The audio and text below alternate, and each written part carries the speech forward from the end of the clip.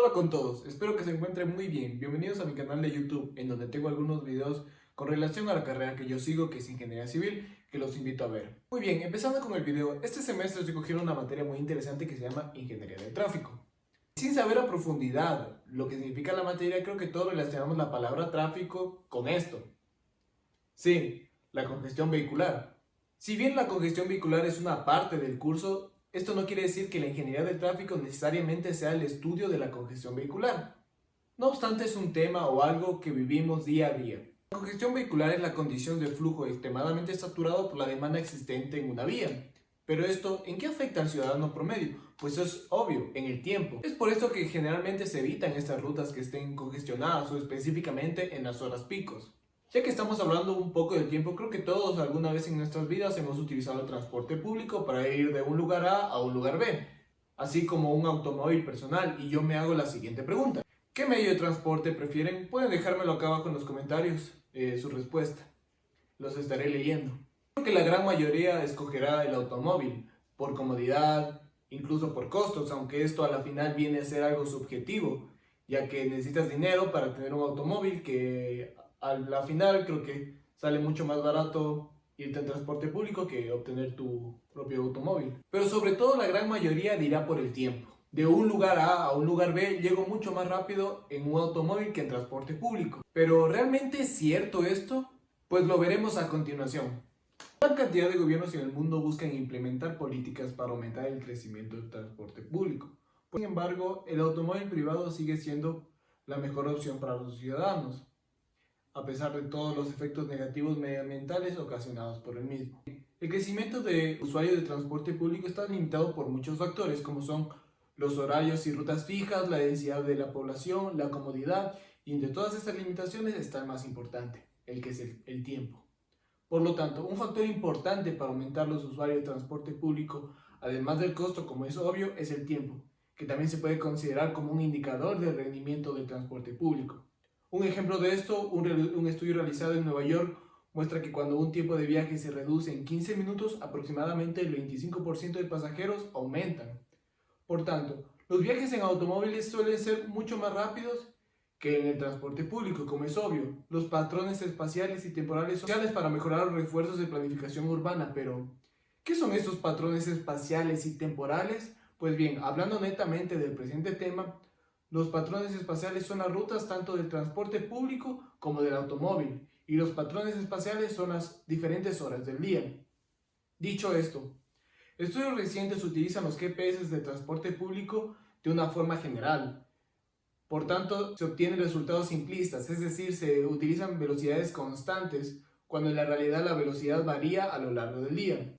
Por ejemplo, como es obvio, no se va a tener una misma velocidad en la madrugada, que no es hora pico, que a las 7 de la mañana, que la gente va a trabajar y por tanto existe alguna congestión vehicular que inhibe aumentar la velocidad. Entonces, para tener una percepción real de las discrepancias espaciotemporales de los tiempos entre el transporte público y el automóvil, es necesario tener un conjunto de datos espaciales detallados y conjunto de datos de transporte que varían a lo largo del día o del tiempo. Es por eso que los datos a utilizar son sacados de sistemas de información geográfica, como GPS de taxis, además de fuentes de datos como HeuTraffic, OpenStreetMap y General Transit Fleet Specifications.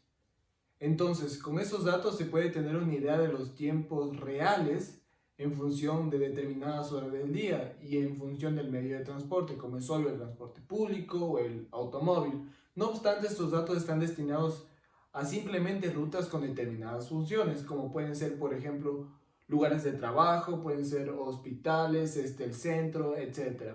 Entonces no muestran la magnitud de su demanda real, porque el transporte público no solo lo utilizan trabajadores, sino también gente cotidiana que quiere ir a ver a un amigo, que quiere ir a ver a la familia, a una enamorada, etc. Por ende, no se puede obtener una discrepancia real que ayudaría a comprender cuándo el transporte público es competente con respecto al automóvil. Hoy en día se vive con un constante uso de redes sociales como Facebook, Instagram, Snapchat, etc. Y se ha descubierto que los tweets son un proxy útil para la demanda de viajes, ya que los tweets con coordenadas GPS especifican la ubicación y por ende capturan de manera precisa dónde y cuándo sus usuarios están haciendo determinada actividad, con una alta resolución espacio-temporal, que la convierte en una fuente de data muy buena y sobre todo de bajo costo. Dada esta información se procede a dividir las ciudades en celdas hexagonales, por ejemplo en la siguiente imagen, donde se puede ver la ciudad de Loja con una celda hexagonal. Así se dividen todas las ciudades a analizar, de modo que en cada celda, según los datos obtenidos, se puedan detallar o determinar los tiempos de viaje para un día de la semana promedio. Por lo tanto, el procedimiento que se llevó a cabo para determinar las estimaciones de tiempo de viaje para las distintas ubicaciones es la siguiente, en donde se puede ver un esquema con 3 puntos. El primer punto es la entrada de datos y su preproceso, en donde se pueden evidenciar las fuentes de datos antes mencionadas y la forma de dividir las ciudades que se dan de forma hexagonal, de 500 metros de diagonal corta, que cada uno, como es obvio, tendrá su respectivo centroide, en donde primeramente se procesa la velocidad de manejo y se realizan estimaciones, y también se tiene una planificación de las rutas de transporte público. El segundo punto es el cálculo del tiempo de viaje, según las frecuencias de visitas a algunos lugares de la ciudad, desde cada centroide, y por último, el tercer punto son los resultados. Se tiene tiempos de viajes a los lugares más visitados según la frecuencia que varía el tiempo. Una vez indicado el procedimiento, este se lo realizó para 4 ciudades: Sao Paulo de Brasil, Estocolmo de Suecia, Sydney de Australia y Ámsterdam de Países Bajos, en donde se determinaron las variaciones espaciotemporales de los tiempos de viaje de un día de la semana promedio. Un parámetro muy importante para poder cuantificar la disparidad modal del tiempo de viaje es el factor R, que se define como el tiempo de viaje por el transporte público dividido por el tiempo en un automóvil para un destino y horarios establecidos. Es decir, que mientras R más se acerque a 1, la diferencia del tiempo de viaje entre el transporte público y el automóvil será más bajo, y mientras más se aleje, dicha diferencia aumentará. Este parámetro se lo dejará por acá arriba para no olvidarnos de su importancia para la presente exposición. Además, que ayudará a entender muchos de los gráficos que se presentarán más adelante. Muy bien, entonces los resultados son los siguientes. En esta primera figura, en la parte de arriba se puede ver el tiempo de viaje en minutos del transporte público con respecto a las horas del día. Y en la parte de abajo se puede ver la misma relación pero con los automóviles. Para el uso del automóvil, Sydney y Estocolmo tienen 2 picos durante las horas de la mañana y la tarde, mientras que Sao Paulo y Ámsterdam muestran un tiempo de viaje elevado durante el día, con picos menos pronunciados en las horas picos antes mencionadas. Para el transporte público, el tiempo de viaje es generalmente más largo desde la medianoche hasta el amanecer, cuando es obvio que los servicios están suspendidos o son muy poco frecuentes. En Sao Paulo, cerca del 80% de la red es accesible por transporte público. Estocolmo, Sydney y Ámsterdam tienen menos cobertura.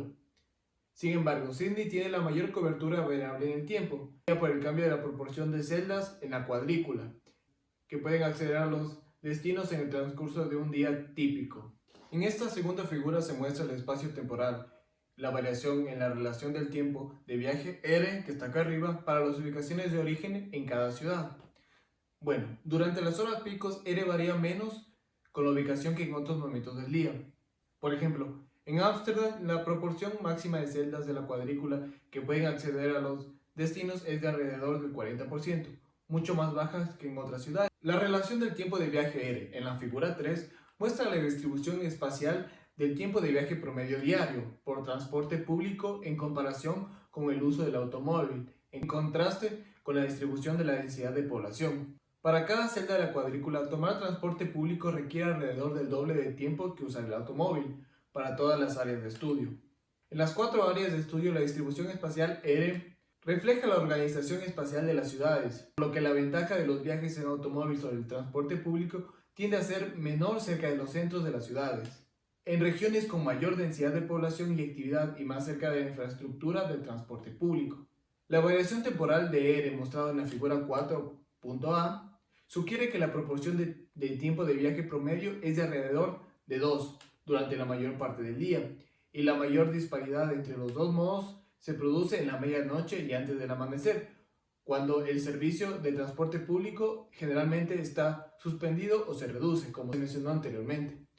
La proporción de área que favorece el transporte público sobre el uso del automóvil es muy pequeña, de 0.62%, 0.44%, 1.16%, 1.18, etc. durante las horas picos para Sao Paulo, Sydney, Estocolmo y Ámsterdam, respectivamente. La figura 4.a muestra cómo cambia la razón del tiempo de viaje a medida que aumenta el tiempo de viaje en automóvil.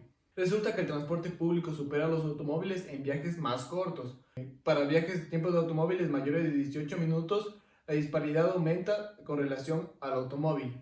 La figura 4.5 muestra el tiempo de viaje en automóvil y con transporte público en función de la distancia del viaje. Dada la misma distancia de viaje, estas ciudades tienen diferentes tiempos en automóvil. Sao Paulo tiene la mayor cantidad de tiempo en automóvil, por la misma distancia debido a los altos niveles de congestión.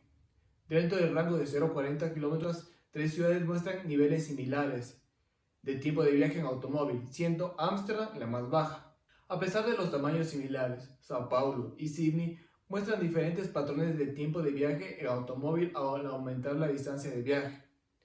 El tiempo de viaje en Sao Paulo aumenta con la distancia mucho más rápido que en Sydney, presumiblemente debido a los altos niveles de congestión. Sao Paulo también tiene el tiempo de viaje más alto con transporte público, mientras que las otras tres ciudades tienen tiempos de viaje similares para el transporte público con la misma distancia.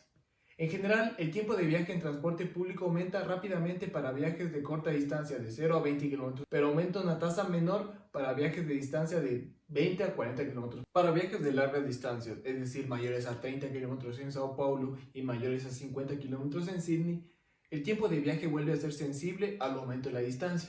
En la figura 5.b muestra que la población puede llegar a los lugares más visitados con frecuencia en las áreas de estudio en automóvil mucho más rápido que en transporte público, con un tiempo de viaje que aumenta rápidamente y con una larga cola en Sao Paulo y en Sydney. Es decir, el 10% aproximado de la población que vive lejos de los destinos tienen un tiempo de viaje promedio que es aproximadamente 3 veces mayor al que está más cercano a ese 10%. En la figura 5.c, R puede ser menor a 1 para distancias menores a 3 kilómetros, pero el transporte público pierde rápidamente la ventaja a medida que aumentan las distancias.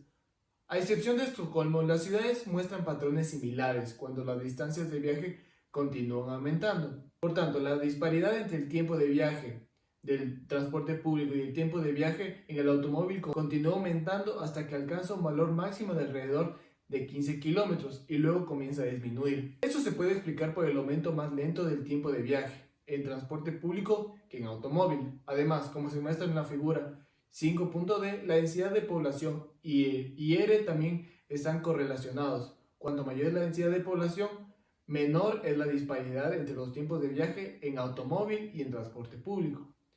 En esta tabla resume el rendimiento del transporte público y el uso del automóvil en términos de tiempo y de velocidad de viaje, en donde se puede ver que Estocolmo tiene un R no ponderado menor a las demás ciudades, que comparten el mismo R no ponderado de 2.2. Sin embargo, cuando el R se pondera en relación a la densidad poblacional, cambian significativamente, en donde Sao Paulo tiene el valor más bajo, que es de 1.4, mientras que Estocolmo, que tenía el R no ponderado menor a las demás, ahora sí que tiene el R ponderado más alto. Esto se debe a que los servicios de transporte público para Sao Paulo están dirigidos a lugares donde vive la gente. Esto se puede evidenciar en las velocidades ponderadas, en donde para Sao Paulo se tienen velocidades tanto de un vehículo como del transporte público prácticamente similares, pero mucho más bajas con respecto a las otras ciudades, lo que sugiere una congestión vehicular para dicha ciudad y que se puede justificar por qué la disparidad de tiempo entre el transporte público y el automóvil ahí es más baja. Como una conclusión, en promedio el tiempo de viaje en transporte público es aproximadamente el doble que en el automóvil, lo que confirma estudios anteriores, pero con datos de demanda de viajes en el mundo real más detallados, la disparidad tiende a ser mucho menor cerca de los centros de las ciudades y en los alrededores de la línea de transporte público. El transporte público puede superar el uso del automóvil en promedio para viajes de corta distancia, es decir, menores a 3 km, y durante las horas pico en Estocolmo y en Ámsterdam. Una comparación sistemática entre estos dos modos muestra que la disparidad en el tiempo de viaje es sorprendentemente similar entre las ciudades. Es decir, R es menor a 1 para distancias de viaje inferiores a 3 km. Luego aumenta rápidamente pero se estabiliza alrededor de 2. Para comparar mejor el automóvil con el transporte público en mis futuros estudios, se puede incluir más características del contexto geográfico, considerar el efecto de la congestión vehicular en el transporte público y discutir el desempeño ambiental. y también su desempeño en las distintas horas del día. Muchas gracias.